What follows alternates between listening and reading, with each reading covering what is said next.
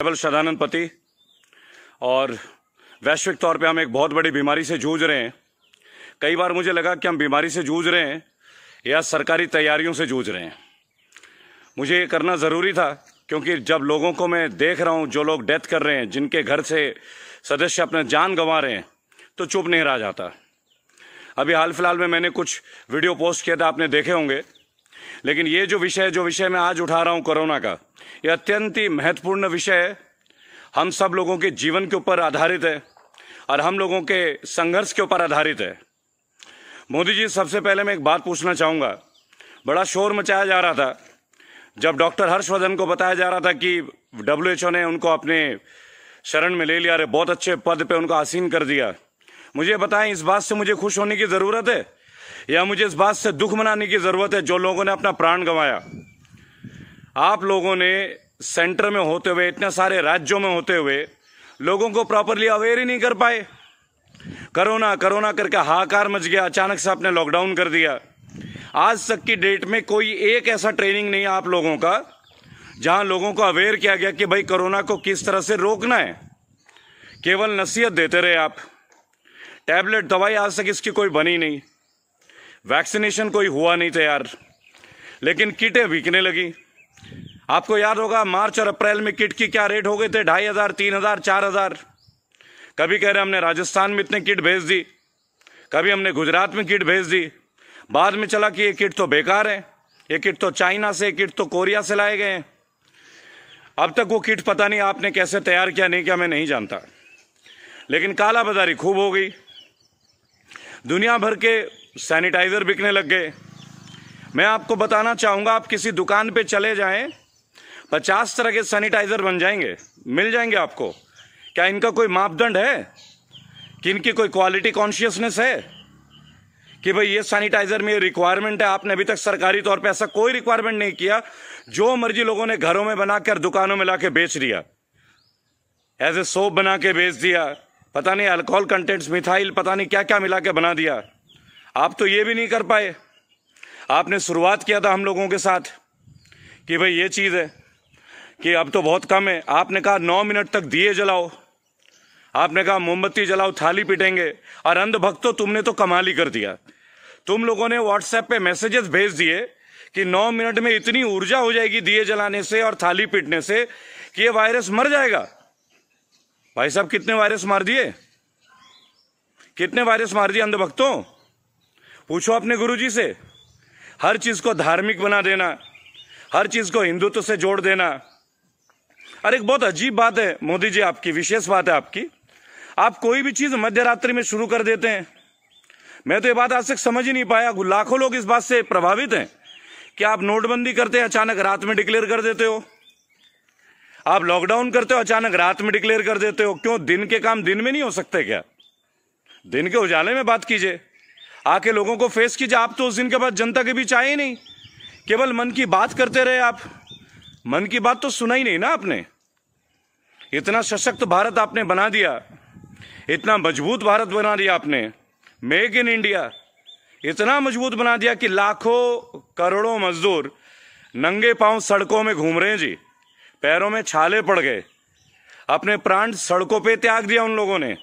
क्या कमाल का डेवलपमेंट किया आपने, क्या कमाल का डेवलपमेंट किया आपने।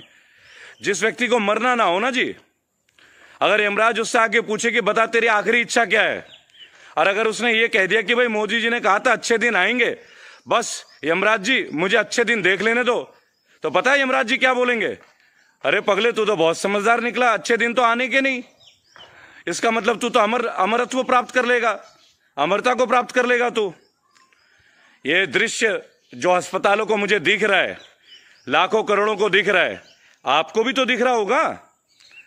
आपके मंत्री अभी नए नए जो आपके दिल्ली प्रदेश अध्यक्ष हुए गुप्ता जी, अब वो उपचुनाव के लिए लोगों को वोट मांगने जा रहे हैं। उनसे कहिए वोट मांगने को लीफलेट ना बांटे, लोगों को सैनिटाइजर ही बांट दें, मास्क ही बांट दें। धिक्कार है, शर्म आनी चाहिए। अब भी चुनाव की तैयारी में लगे हैं आप अंधभक्तों। और आज तो मैं बीजेपी के भक्तों के ऊपर एक टिप्पणी करूंगा। भाई बीजेपी के भक्तों, मेरे भाइयों और बहनों, मैं मानता हूं आप एक पार्टी को मानते होंगे, पर क्या आपके दिल गवाही नहीं देता आज की स्थिति को देख के? हर चीज पे एक मैसेज आ जाता है, इसका ये कारण है, इसका वो कारण है। सत्य को इग्नोर तो मत कीजिए। Why are you all trying to ignore the basic truth? People are dying. अस्पतालों में 1 लाख से 2-2 लाख रुपए पर डे का खर्चा लिया जा रहा है। जब कोरोना की दवाई ही नहीं बनी, जब कोरोना का वैक्सीन ही नहीं बना, आप उन्हें क्या ट्रीटमेंट देते होगे? ये जो अस्पताल वाले, प्राइवेट अस्पताल वाले 1 लाख से 2 लाख पर डे कैसे दे पाएंगे लोग? कैसे दे पाएंगे आप बताएं? आप कोई टिप्पणी नहीं करते। एक व्यक्ति मर जाता है, कोई फेमस हस्ती, तुरंत आप ट्वीट कर देते हैं। ऋषि कपूर जी का देहांत हो गया, ट्वीट आ गया। अभी सुशांत जी चले गए सुसाइड करके, मुझे दुख है उनके मृत्यु का, सभी का। आपने ट्वीट कर दिया। अरे जो लाखों लोग मर रहे हैं, इनके लिए आइए टीवी पे, एडमिट कीजिए अपने फेलियर्स को। वीर शख्स वो होता है जो एडमिट करता है, ना कि कार्यकर्ताओं और अपने भक्तों को पर बातों को छोड़ देता है। मेरे प्रिय भाइयों और बहनों, मोदी भक्तों, अपने दिल को आगाज करो, ढूंढो अपने दिल के तह के अंदर। क्या कोरोना की कोई तैयारी हुई थी हमारे यहां? आज तक लोगों को 3mm का मास्क नहीं मिल रहा है। अंधाधुंध रेटों में बेचा गया, दवाइयों के दुकानों में भी बेचा गया, मैं बताना चाहूंगा आपको, और ब्लैक में बेचा गया। क्यों हुआ ये सब? किसानों को सब्जी के रेट नहीं मिल रहे, लेकिन सोसाइटीज में जाइए, कॉलोनीज में जाइए, क्या रेटों में सब्जियां बिक रही हैं। कोरोना के ऊपर अगर आपको मैं बताना चाहूंगा, अरविंद केजरीवाल जी, आपको तो शर्म आनी चाहिए। शर्म, धिक्कार है आपके ऊपर, धिक्कार है। आपने कहा केवल दिल्ली के लोगों का अधिकार है, दिल्ली के अस्पतालों में। शर्म नहीं आई आपको? है? जब आपने आंदोलन किया था तो केवल दिल्ली के लोग जुड़े थे क्या आपसे? समस्त भारतवर्ष के लोग, विदेश से एनआरआई आए थे आपके लिए, लाखों करोड़ों का दान दिया था आपको। आपको शर्म नहीं आई? जो मजदूर भाई बहन अस्पताल जाएंगे, जो रुक गए यहां पे लॉकडाउन में, आप उन्हें अस्पताल में एंट्री नहीं दे रहे थे। आप आम आदमी के नेता बनते हैं। शर्म आती है मुझे, शर्म आती है। मैं आपसे प्रेरित हुआ, शर्म आती है। आप मुख्यमंत्री बन के बैठे हुए हैं, बड़े बड़े बोल बोलते हैं, बीजेपी ये कर रहा है, कांग्रेस वो कर रहा है। कहां है तुम्हारे नेता? कहां है तुम्हारे नेता? कोई गली में आया है क्या? दिल्ली के दंगों में भी नहीं आए हैं? आपके दिल्ली के अस्पताल में जीवित व्यक्ति बेड के ऊपर है, नीचे डेड बॉडीज हैं। देखा आपने वीडियोस? एक एक अस्पताल में बॉडीज पड़ी हैं, रात रात भर, सुबह तक आप डेड बॉडीज नहीं उठा पाए हैं? कैमरे लगाएंगे आप दिल्ली में? ऐसे आप दिल्ली को बनाएंगे? दिल्ली हमारा दिल है भाई साहब, दिल है। आपने किस मुंह से यह कह दिया कि केवल दिल्ली वालों को इलाज मिलेगा? शर्म नहीं आई? आप दिल्ली से थे क्या? आप तो हरियाणा से थे। फिर हमने आपको क्यों स्वीकार किया? देश को बांटिए मत, देश को मत बांटिए। माननीय कांग्रेस के नेता, आम आदमी पार्टी के नेता, भाषण बंद कर दीजिए, बंद कर दीजिए अपने भाषण। कोरोना में आपने लोगों को उनके हाल पे छोड़ दिया, गरीबों को सड़कों पे छोड़ दिया।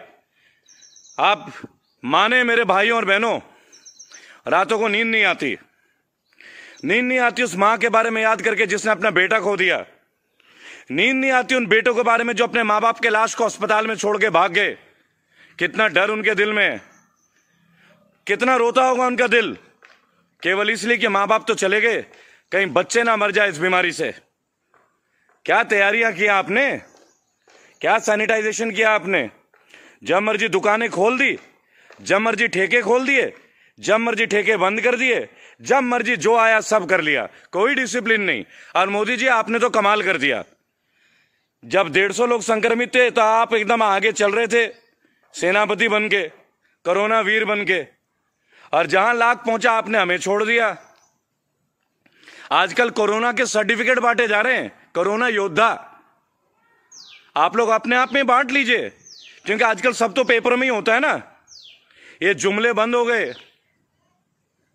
आप चुनाव की तैयारी कर रहे हैं बिहार में, 10,000 एलईडी लगा दिया आपने, बीजेपी के पास इतना पैसा आ गया। अरे भाई, बिहार के उन लोगों का क्या जिनको यहां से भगा के भेजा गया? आप जानते हैं उनकी स्थिति क्या है? डरते नहीं है बिहार के लोग, बंगाल के लोग, झारखंड के लोग डरते नहीं है। भारत का कोई भी राज्य का आदमी डरता नहीं है जी। निर्भीक पैदा हुए हम, जब भी तो मैं बोल रहा हूं। और अंध भक्तों और बीजेपी के प्यारे भक्तों, अब तो चमचे बोलूंगा। अगर तुम लिखते हो ना मेरे बारे में कि मैं राजनीति ज्वाइन करने वाला हूं, पैसे का भूखा हूं, तो सुन मेरी बात। तेरे पे हैं क्या पैसे? ले आ 2 करोड़ मेरे लिए। कमेंटों में लिखते रहते हो, हैं? तेरे जेब में है? देखा है 2 करोड़ तूने कभी जो कमेंट में लिखता है? 2 करोड़ 3 करोड़, हैं? मालूम है सरकार के खिलाफ बोलना कितना मुश्किल काम है आज की डेट में। यूट्यूब के जितने चैनल हैं, ज्यादातर चैनलों में मेरा इंटरव्यू हो गया है। नेशनल टीवी में इंटरव्यू रोक दिया जा रहा है। किस बात का डर है भाई? मैं तो मिडिल क्लास का हूं। कोरोना में तुम फेल हुए और अरविंद केजरीवाल, दोबारा बोल रहा हूं, धिक्कार है तुम पे, धिक्कार। तुमने भारत को बांटने का काम किया, तुमने दिल्ली को दूसरे राज्यों से तोड़ने का काम किया। तुम कहते हो, अरे तुमने दिल्ली के किस आदमी की परवाह कर ली भाई? किस आदमी को अस्पताल पहुंचा दिया तुमने? वीडियोस दिखाऊं क्या तुम्हें? आ रहा हूं तुम्हारे भी, जितने भी लोग हैं ना तुम्हारे MP MLA, वहीं पे आ रहा हूं। मजा देखना। अब अभी तो ग्रेटर नोएडा हूं, अब आ रहा हूं तुम्हारे पास। बहुत शोर मचाते हो ना, हम आदमी है, हम आम आदमी है। अरे आम आदमी के तो तुम हो ही नहीं भाई। कुछ नहीं किया भाई साहब। गरीब मजदूरों को खाने का ठिकाना नहीं, ऑटो वाले चुपचाप घर में बैठे हैं, टैक्सी वाले बगैर नौकरी के हैं, किस्तें जा रही हैं, प्राइवेट अस्पताल समझ लीजिए गवर्नमेंट के ATM बन के रह गए। ये पैसे लेंगे, GST सरकार को देंगे। अरे हमारा किडनी निकाल के बेच लो यार, हैं? तुम हमें कोरोना से क्या बचाओगे? जब कोरोना की वैक्सीन नहीं बनी, तुम 1 लाख रुपए पर डे का ले रहे हो, है भाई? शर्म नहीं आती? शर्म नहीं आती? आम आदमी पार्टी का खुद को बताते हो। अंध भक्तों, तुम हमेशा बोलते हो ना कि मैं चमचा हूं, मैं झाड़ू का मुरीद हूं। सुन लो मेरी बात अच्छे से, किसी को नहीं बख्शूंगा।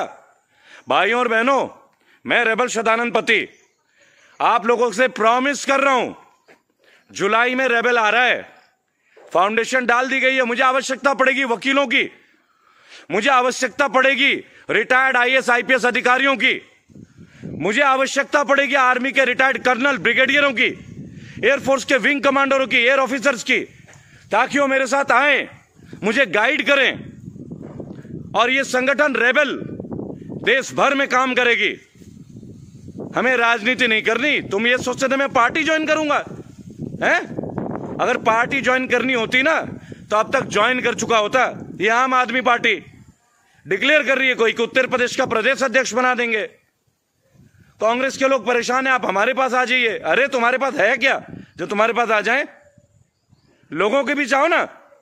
मुझे लेके क्या करना है? मेरी क्या औकात है? मैं तो एक आम रेबल हूं। हाँ, पर एक बात है, करोड़ों माताओं का बेटा हूं, करोड़ों बहनों का भाई हूं, और करोड़ों करोड़ों भाइयों का छोटा और बड़ा भाई भी हूं। मेरे देशवासियों, एक मुद्दे के अंतर्गत हिंदू मुसलमान को लड़ाया गया, एक मुद्दे के अंतर्गत दिल्ली को अलग किया गया। जैसे केजरीवाल जी ने भी प्रयास किया कि दिल्ली के लोगों को ही इलाज मिलेगा। मेरे भाइयों और बहनों, आप समझ लो, क्या है दिल्ली, क्या है भारत? और अर्नब गोस्वामी, कहां है तेरे वो शब्द? भारत पूछता है, भारत पूछता है, कहां है भारत? भारत हम हैं। भारत का मतलब है भारत के लोग।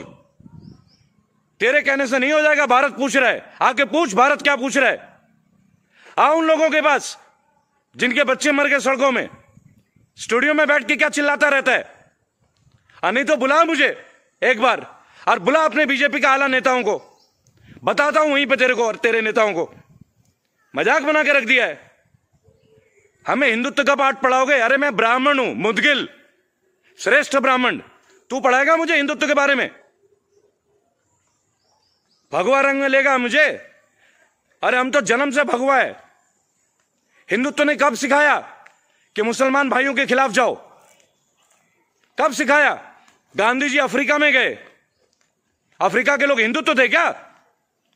तुम गांधी जी से भी बड़े हो गए, नेताजी सुभाष चंद्र बोस से बड़े हो गए तुम लोगों ने जीते जी मार दिया। तुम पार्टियों ने मिलके, बीजेपी, कांग्रेस, आम आदमी पार्टियों ने, तुम लोगों ने मार दिया हम हिंदुस्तानियों को, हम भारतवासियों को। मेरे प्रिय हिंदू भाइयों बहनों, मेरे प्रिय मुसलमान भाइयों बहनों माताओं, और मेरे वीर सिखों, क्योंकि तुम्हारे वीरते के तो कसीदे पढ़े जाते हैं, और मेरे त्याग करने वाले क्रिश्चियनों, मदर टेरेसा के वंशजों, जीसस क्राइस्ट के वंशजों, मुझे गर्व है कि मैं तुम लोगों के साथ पला बड़ा हूं। कोई माई का लाल नहीं, कोई पार्टी नहीं जो मुझे अपने 4 भाई बहनों से अलग कर दे। एक हो जाओ, आ जाओ रेबल के साथ।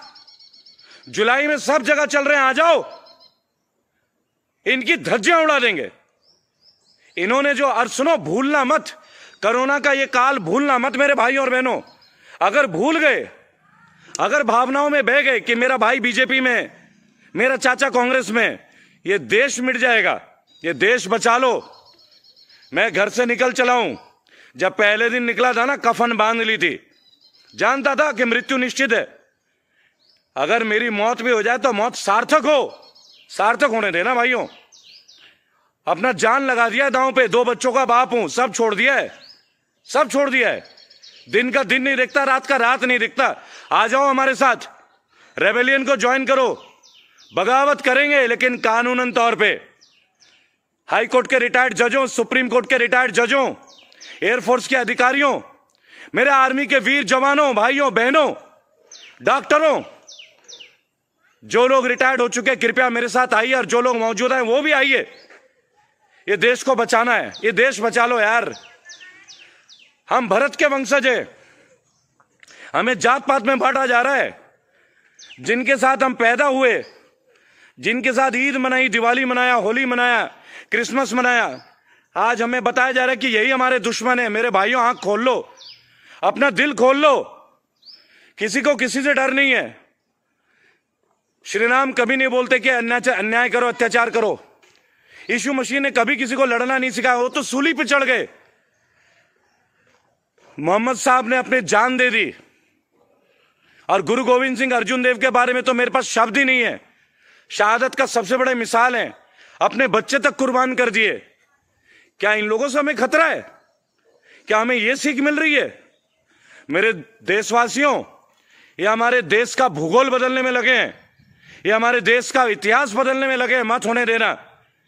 मैं रेबल सदानंद पति वचन देता हूं, आप जहां बुलाओगे वहीं आऊंगा, जहां बुलाओगे वहां पहुंचूंगा। लाखों करोड़ों के दिलों का धड़कन हूं, इस धड़कन को बंद मत होने देना। और ये लोग कहते हैं कि यूट्यूब का अपना प्रसार कर रहा है, तो मैं सीना ठोक के कहता हूं, मेरे चैनल को सब्सक्राइब करवाइए, शेयर कराइए मेरे वीडियोस को, जन जन तक पहुंचने दीजिए। एक जन की आवाज जन जन तक पहुंचने दीजिए। इसी प्लेटफॉर्म से मैंने सफर शुरू किया है, और अब राष्ट्रीय स्तर पे आ रहा हूं आप लोगों के साथ। भागूंगा नहीं, सामने डट के लड़ूंगा। आप जो मुझे वीडियो में देखते हैं, उस बेटे को, उस भाई को अपने सामने प्रत्यक्ष देखिए, बुलाइए। गर्व से कहता हूं, बुलाइए। आपका बेटा हूं, आपका भाई हूं, आधी रात तैयार हूं। 9 साल का बेटा है मेरा, उसे भी पता है कि पापा तैयार है। इतनी मां है मेरे, क्या परवाह करनी है। बस एक अरमान है जी, अगर मार दिया जाऊं तो तिरंगे में कफन कर देना, जैसा मर्जी कर लेना, पर तिरंगा होना चाहिए शरीर में। नेताजी सुभाष चंद्र बोस को मानता हूं, अशफाकुल्लाह खान को मानता हूं, भगत सिंह को मानता हूं, चंद्रशेखर आजाद को मानता हूं, वल्लभ भाई पटेल को मानता हूं, महात्मा गांधी को भी मानता हूं। भाई और बहनों, रेबल तैयार है, रेबेलियन के लिए तैयार हो जाइए। जय हिंद, जय भारत।